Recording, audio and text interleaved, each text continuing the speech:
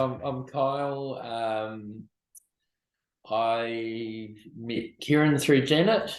We're on the Steiner School board together, and Janet said, "Have you got any time for governance stuff?" And I said, "Depends what it's about."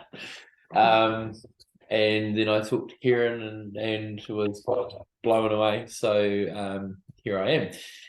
So my background. I grew up in a small farming town with some very Christian parents. Grew up through the Salvation Army. When I was in my mid-teens, I suppose, I had one of those moments sitting in church going, "This doesn't make any sense to me. Jesus could just as well have been an alien." Where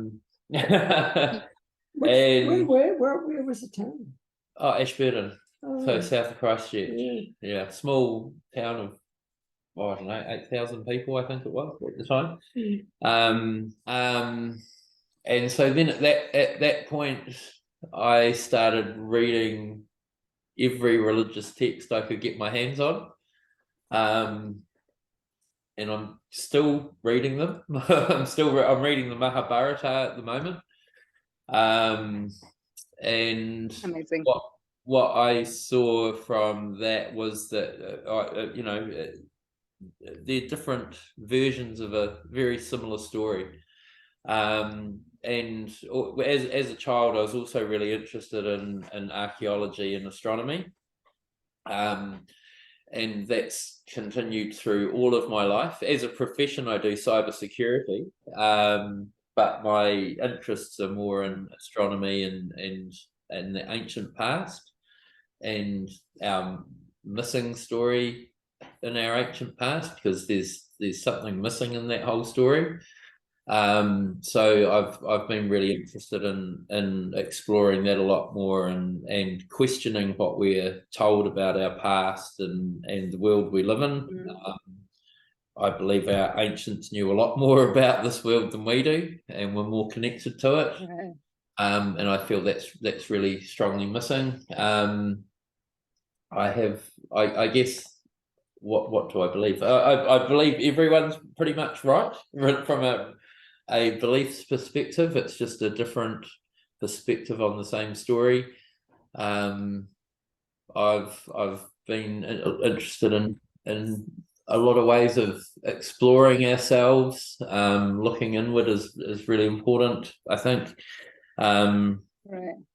I've built a stone circle in one of my paddocks. From an astronomical and an internal focusing perspective, which has been really, really fun, exploring the earth energies and how that actually impacts them, and done a lot of dowsing and that type of thing as well, especially during the building of the stone circle. Have a lot of pyramids around the house, our property as well. Nice. And have been through a lot of trauma in my younger years, which made me question, everything really, and found some of the more unusual ways of dealing with that were the most effective. But it very much should be, because I learned, as a younger person, experimentation was certainly right up there. But then when I actually looked at it in a much more